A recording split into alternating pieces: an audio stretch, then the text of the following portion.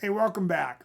Before we get started here, I want to draw your attention to something over here. I want you to take a really close look at this. This is usdebtclock.org. If you look over here, this is our national debt. It's 36,277,952,000,000, and wait just a minute, it'll be 953. If you look down here to the bottom right over here, you can see the U.S. unfunded liability for Social Security, Medicare, and prescription drugs of $222 trillion. This means that we're $256 trillion upside down. We have a national budget of about $5 trillion, and we spent $2 trillion more than we actually brought in. Now, folks, if you ran your life like this, you'd have a real problem. But this is basically how the government is operating at this point. And I want you to remember this as we go forward because it's going to be pretty important. Now, if you knew only that, that'd be one thing. But what's the highest income taxes have ever been in the United States since the inception of the temporary income tax and the establishment of the IRS in 1913? Well, the answer to that question is 94%. And the average has been 56.58%, and currently we're sitting over here at 37%. Now, based on those two things, I don't know. What do you think? You think taxes will be higher, lower, or the same in the future? Well, if I was going to be a betting man, and everybody I talk to believes that they're definitely not going down, that they will most likely be higher in the future. Now, the question is, do you want to pay them? Now, my name is James Johnson. I've been a wealth advisor for well over 20 years.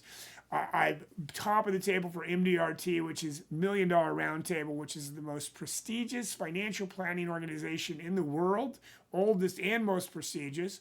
And if you qualify for it, you're in the top 5%. And if you're in the top of the table, you're in the top 1% of all the planners on this planet.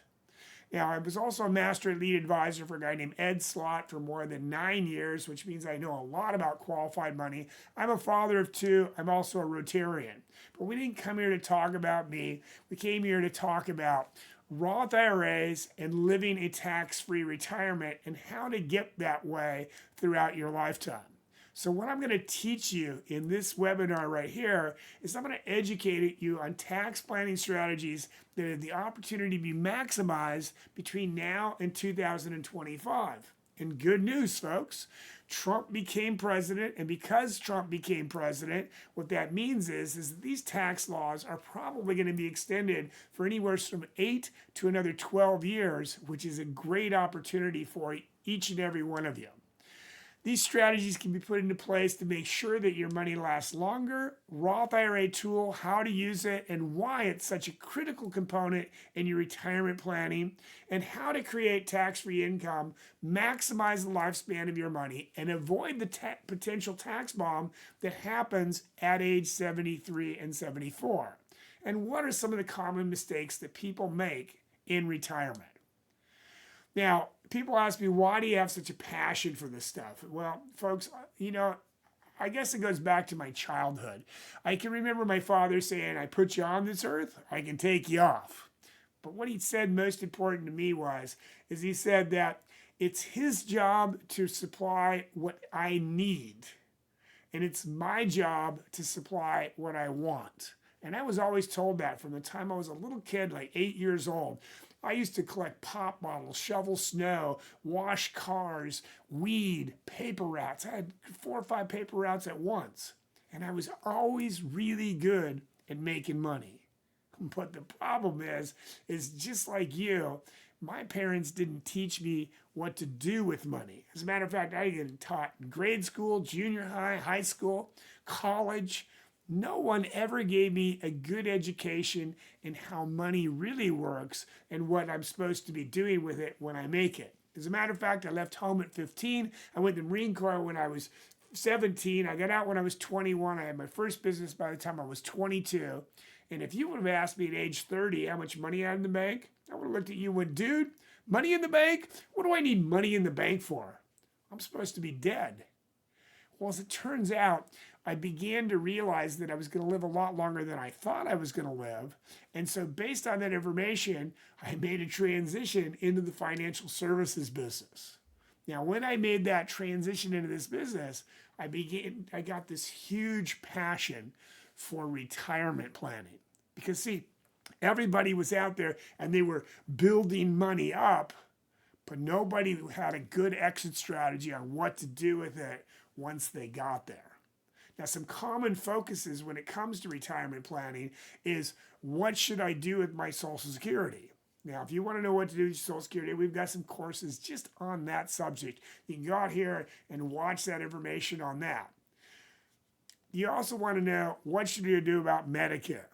I've got people on my team that their specialty lies in Medicare. Will be more than happy to sit down and explain that to you in detail. How should I set up streams of income in retirement? Now, folks, you got to understand something. You're playing a game, and the game that you're playing is you're over here, and you're in what's called the accumulation world. And the market's going up and down and up and down, and it's really no big deal, because that's what the market does. The market's going to go up and it's going to go down. As a matter of fact, the stock market is the greatest wealth building tool that was ever made in the entire world. Now, remember what I said, it's the greatest wealth building tool, but it is not the greatest wealth distribution tool.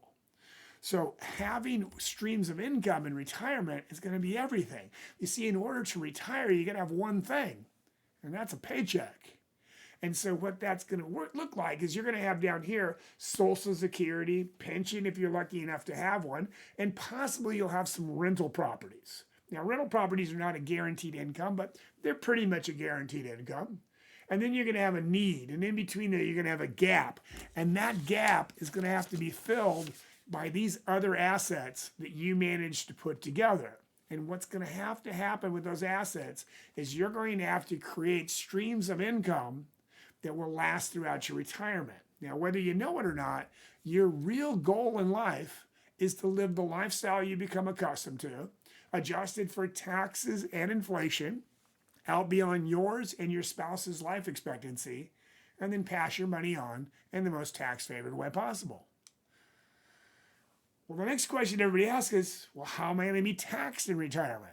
Well, taxes happens to be one of my favorite subjects, and it's going to be a strong point of what we talk about going forward here, about how to maximize taxes and make sure that you don't pay any more than your fair share of taxes going forward. So we're going to start by talking about, what is a Roth IRA? But in order to understand what a Roth IRA is, you must understand what an IRA is. And an IRA is an individual retirement account.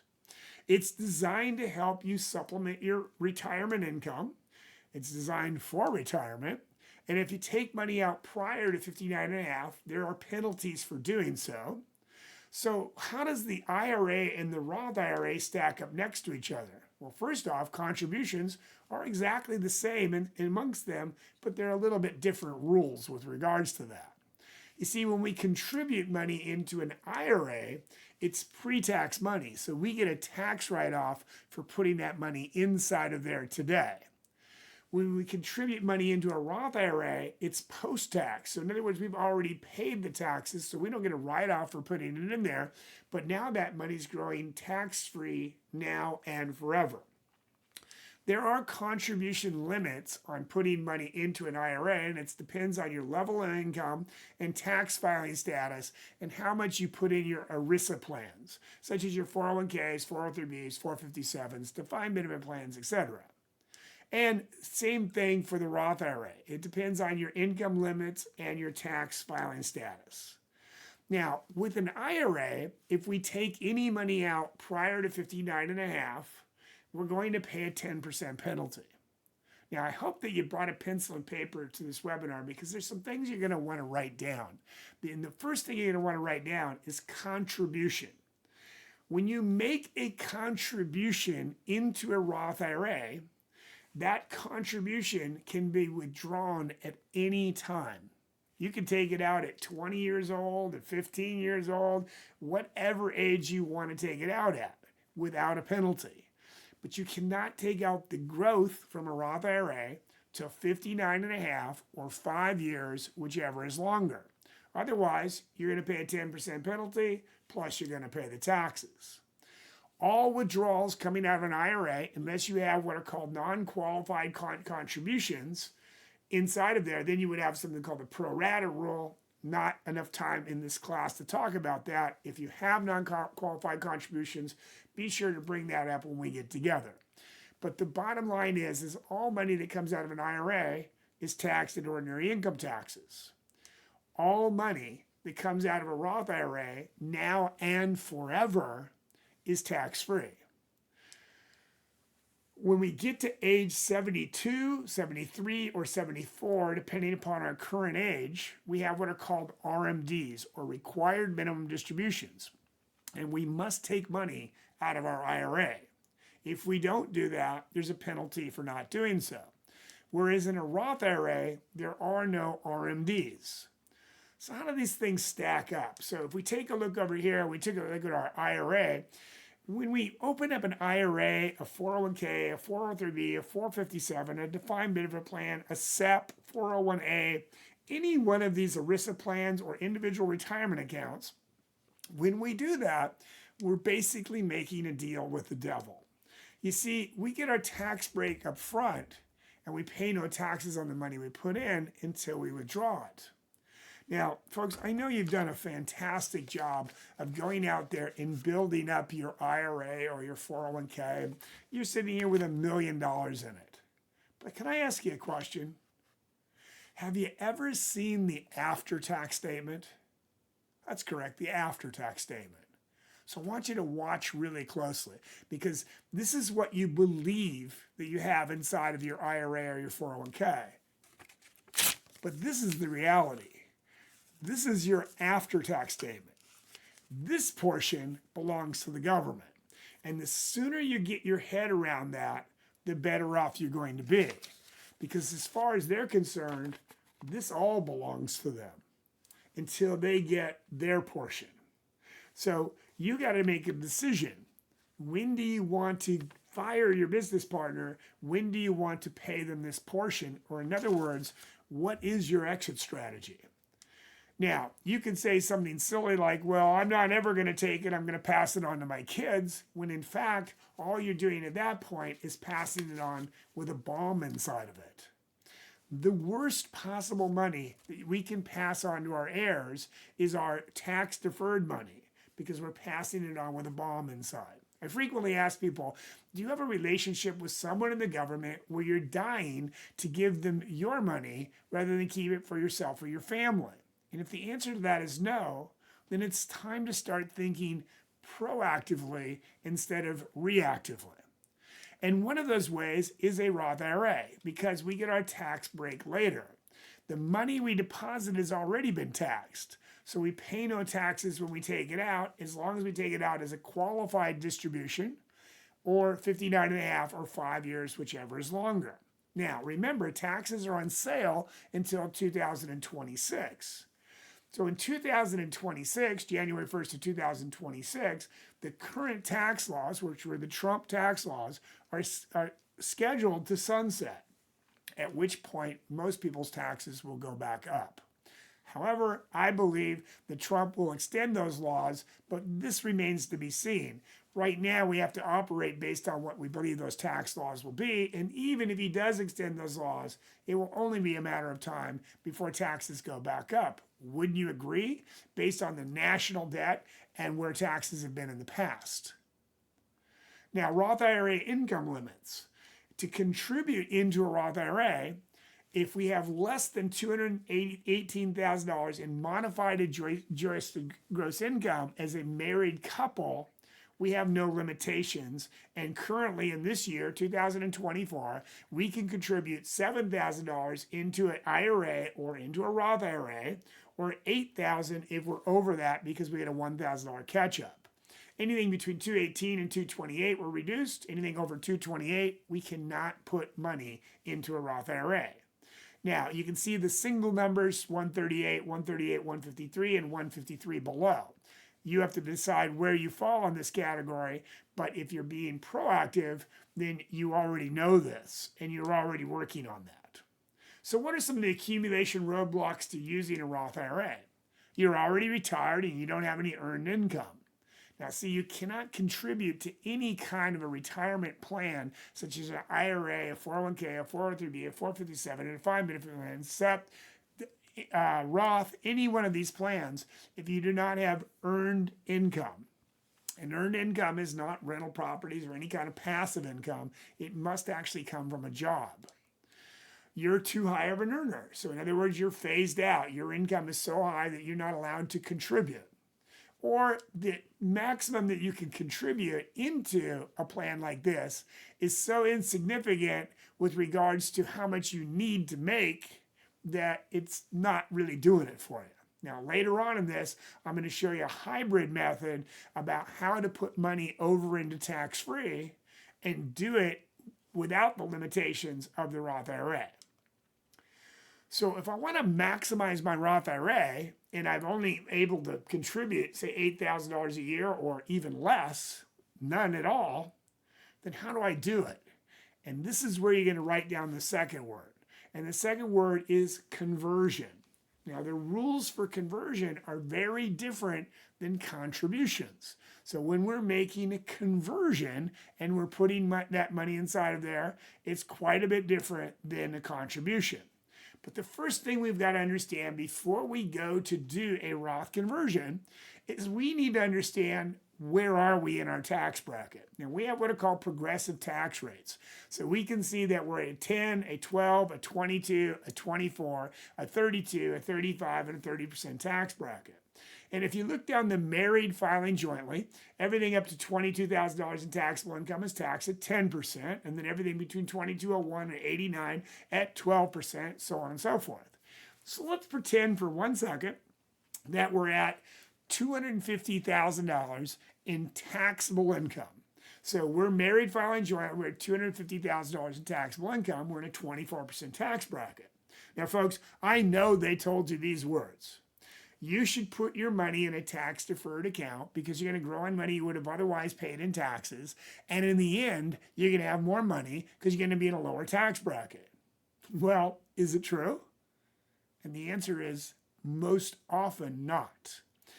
And at the end of all of this that we've got here, I'm going to give you the opportunity to get together with me, and I'm going to do what's called a Roth conversion analysis for you, and an in-depth look into where you're at, where you're going, and what you can do.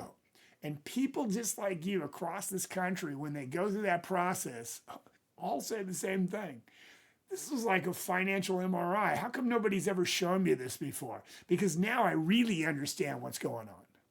And when you really understand what's going on, you're going to begin to realize that you're probably not going to be in a lower tax bracket in the future. As a matter of fact, it's almost certain that if you're married, one of you are going to get to a higher tax bracket, which means you're ultimately going to end up paying more in taxes than you would have paid otherwise.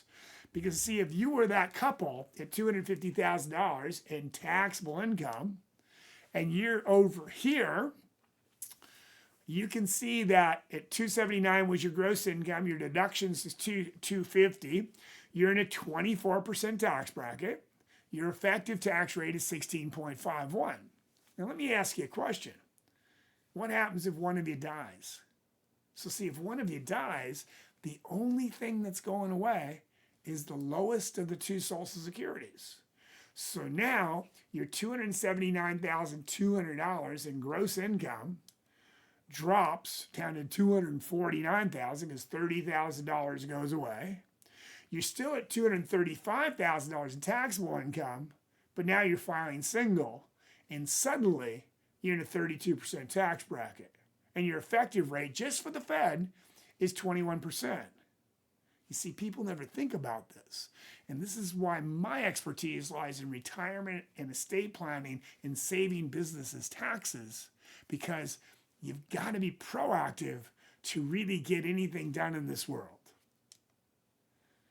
Now, along comes this little thing called required minimum distributions.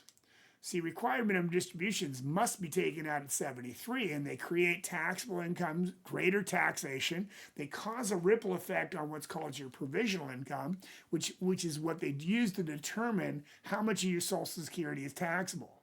In addition to that, they can increase your Medicare payments, all of these types of things. And if you don't take them, it's a problem, because the government wants to save it for retirement, but the IRS still wants their portion. So if you don't take these RMDs, it's a 25% tax penalty plus the taxes. You know, it's so funny how frequently someone comes in and they're between the ages of 58 and 70, and they're so excited because they haven't had to file a tax return. They quit working. They haven't had to file a tax return. They've been living on their severance plan or their savings or whatever it was, and they're so excited. And they always say the same thing. Well, I don't have to take my money out of my IRA. Well, that's correct. You don't have to take it out, but you're going to have to. And on the day you have to take it out, suddenly your taxes are going to go up dramatically. And frequently, these very same people could have been getting their money out often at zero taxes and getting it over into tax-free now and forever, or as low as 12%, 10 and 12%, or even 22 when they're going to a 24 to 32% tax bracket or even higher. So you can see being reactive can cost you a lot of money in the long run. Now, if we take an IRA and we move it, let's say, so when we leave a job, one of the very first things we want to do is we want to move our 401k, our 403b, our 457, and we want to move that to an IRA. Now, there's a lot of reasons to do that, and I don't have enough time to explain it all to you here. Just know this. Before you do that, let's sit down and talk, because there's a little known thing called NUA. Net unrealized appreciation, where you can get money out at capital gain rates instead of ordinary income taxes in some cases.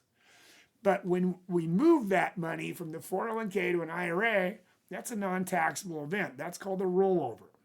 But when we move that money from an IRA to a Roth IRA, that's called a conversion, and that is a taxable event. So now we have to pay those taxes, and those taxes are going to be due when we file our next tax return. So by April 15th, we're going to have to pay whatever those taxes are. And how we pay those taxes is every bit as important as paying those taxes, because we have multiple choices on how to do that. So before moving forward, doing this wrong can increase your healthcare costs, can increase taxation on your marginal income taxes, increase capital gain taxation, Medicare, so on and so forth. And there are no do-overs, folks. It used to be that there was a Roth IRA recharacterization. So if you did it wrong, you had all the way up to October 15th of the following year to do this over. But those days are over. So now, if you don't get this right on the very first try, it could cost you a lot of money. So there are only three ways to grow your money: tax as you go, tax deferred, and tax free. Now, the worst way to grow your money is tax as you go. This is your cash, your savings, your CDs, or certificates of disappointment, as I call them, bonds, anything that creates a 1099 at the end of the year. Oh, I was making 4%, 5% on my CDs. Well, no, you really weren't. Because at the end of the year, they handed you a 1099, and then you reached into your pocket from your lifestyle money to pay those taxes. You didn't go into the CD to pay the taxes. You used your outside money to do it. So the next two better ways to grow your money are tax deferred or tax free. Tax deferred being all your qualified accounts, IRAs, 401ks, 403bs, defined benefit plans. And in addition to that, anybody that you moved from your tax-as-you-go environment over to a non-qualified annuity, that's also tax deferred. And you're going to pay taxes on the growth, but not on the principal. So in addition to that, we have what is called tax-free. And the question comes down to which way is better, tax deferred or tax-free? And the answer is it depends. See, what it depends on is when you go to take out that money, are you going to be in a lower tax rate than when you put it in? If you can put it in at a top marginal tax bracket of 25 and take it out at any top marginal tax bracket of less than 25%, you won the game.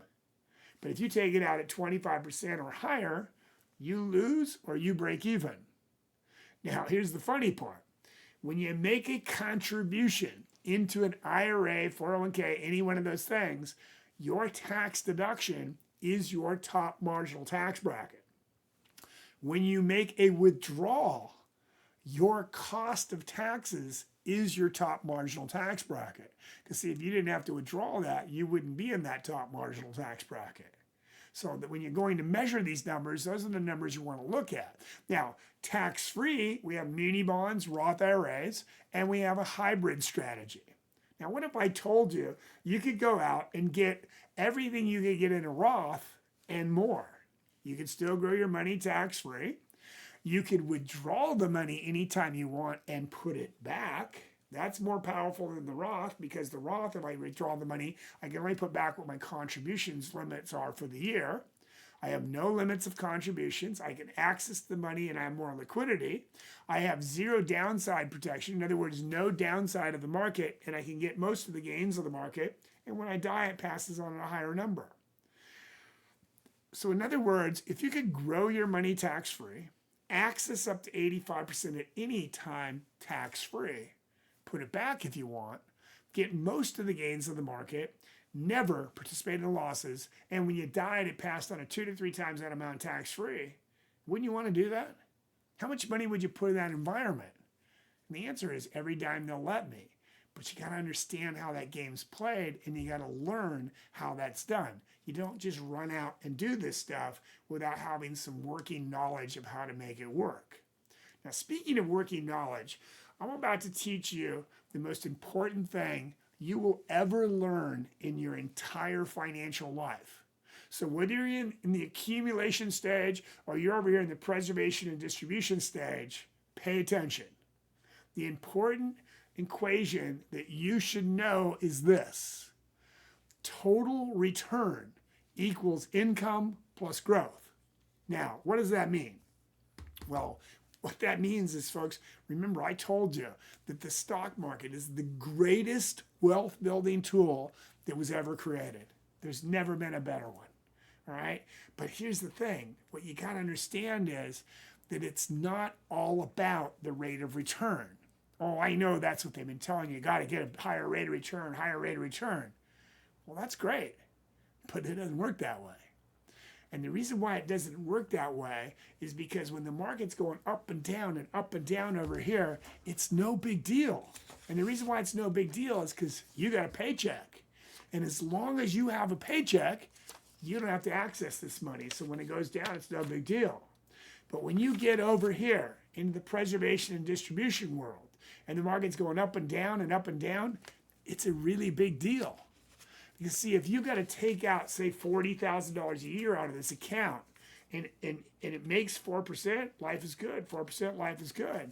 But if in 1 year the market drops by 20%, you're not at $800,000, because you still got to take that $40,000. You're at $760, and you're never coming back. You cannot make enough money to get back. So understanding this equation is the most important thing in the world for you to understand, because it's always about income. It will always be about income. And as you move into my world, which is preservation and distribution, you better secure those incomes. And you better make sure those incomes are going to be there for the rest of your life and keep up with inflation and taxes throughout the process. Now, if you, like a lot of people, you've done a phenomenal job of building up your IRA or 401k or whatever it is that you've managed to put together over here. So let's say you did a great job, you got $1 million in your account. And if you followed the simplest of all rules, if you went out to Fidelity or Schwab or Fisher Investments or any one of these companies out there and you asked them, how much money can I remove from my account on an annual basis and not ever have to worry about running out of money? Their answer is going to be the 4% rule. Now, they know that if you use the 4% rule, you have an 85% chance of making it through retirement without running out of money. In other words, making it out to your life expectancy, not beyond, but to your life expectancy. Now, folks, I fly all the time, and I can tell you, if I get on an airplane and they come on, the pilot comes on and says, you know, the co-pilot and I have been doing some calculations, and we figure we've got about an 85% chance of making it to our destination of Orlando today. I'm getting off the plane. I'm not staying on the plane. 85% isn't good enough for me. Because, see, if it just turns out that other 15% happens, That's a real problem. And you can see here, we call that if come. So if it works out, we'll have enough. But if it doesn't, maybe not so much. So let's say we were just unfortunate enough, we had bad timing, we retired at year 2000, and the market went down 9.1%. The following year went down by 11, following year down by 22, and I was just taking 4%, $40,000 per year every year. By the time I got to my fourth year, or actually by my third year, I'm at half, literally half of what I started at. Now, I had some great run-ups here. I had 28, 10, 4.91, 15, 5.49, and then they stepped on my head again. And by the 10th year, I'm down to about half of what I started at. Folks, you're going to be in retirement a lot longer than you ever thought. Chances are you'll be in retirement from anywhere from 20 to 40 to even as long as 50 years. Do you have enough? Will your money run out? You see, if you had just avoided the losses rather than trying to pick the winners and got just a measly 4% rate of return, you could have preserved that $1 million out of that entire period of time and not run out of money. You know, I would like to liken this and get you to understand that the financial world is much like your house. You know, in the financial world, we've got these wonderful stocks, and we've got these bonds and mutual funds and ETFs, and we've got our gold and our cryptocurrency and our life insurance and our annuities, and we got all this stuff. And it's kind of like when we walk in our house, we see these beautiful walls and the paintings and the carpet and this warm feeling we get when we walk in our house. But what we don't really think about when we walk in our house is what holds it all up. And that's the foundation, folks. That cold, concrete, dull, gray, nasty piece of stuff that keeps our house from falling down. And in retirement, and in our financial world, we need a strong foundation. We need an income that we can't outlive. We can't take the chance of what's going to happen when the market goes up and the market goes down, because just like our house, there's going to be storms along the way. The market's going to go up and the market's going to go down. And it isn't going to question if it's going to happen. It's a question of how many times is it going to happen in your retirement. And will you survive those storms? Now, if all you do is turn on the internet and you can see, well, the market's going to do this, the market's going to do that. You know, I can tell you right now what the market's going to do. It's going to go up and it's going to go down. I can't tell you when or how. I can just tell you it's going to happen. And what I can tell you is it is one of the biggest risks that you have going into your retirement life. So my question for you is, when the storm comes, because the storm will come, do you have a strong enough foundation underneath your financial world to make sure that you are going to live the lifestyle you become accustomed to, adjusted for taxes and inflation, out beyond yours and your spouse's life expectancy, and then pass your money on in the most tax-favored way possible? Or will your house be washed away at some point? Will you end up broke, living just on Social Security or whatever little money you can grab together, a reverse mortgage, whatever it takes to survive? Are you going to live in retirement or exist in retirement? Now, this guy's rule is, number one rule is don't lose money. His number two rule is don't forget rule number one. People ask me all the time, Jim, what do I do with my money? Jim, you're an expert in retirement. What do I do with my money? You know, let's pretend for 1 second you walk into, and by the way, my answer is always the same, I don't know. Let's pretend for 1 second you walk into the doctor's office for the very first time in your life, and as you walk into the doctor's office, he says, here, eat this pill. Would you eat it? I would certainly hope not. Because basically that's prescribing without diagnosing. That's called malpractice. And this goes on every day in the financial world. You should buy this ETF, this stock, this, and no one's doing any analysis to see where you are, where you're going, and whether it's even going to work for you or whether it's even a good choice. It just seems to work for everybody else, so it should work for you as well, right? Well, that isn't how it works, folks. And it may work fairly well for you because remember, I told you that the stock market is the greatest financial tool that has ever been created in the world for wealth creation. But it is not the greatest for wealth distribution. And the sooner you learn that, the sooner you get proactive, and the sooner you get an analysis of figuring out exactly where you are and where you're going, the better off you're going to be. Now, please put some comments down below. Do you believe what I have to say here? Do you think that there is a better way? What are your comments? What are your feelings on this? What are you doing about your retirement? Are you going to live the lifestyle you become accustomed to, adjusted for taxes and inflation out beyond your life expectancy? Or are you just going to exist until it's all over? Please subscribe to our YouTube channel. And remember to live like you're going to die tomorrow and plan like you're going to live forever, because you just might. Keep smiling. By the way, we have some new courses out there on our website.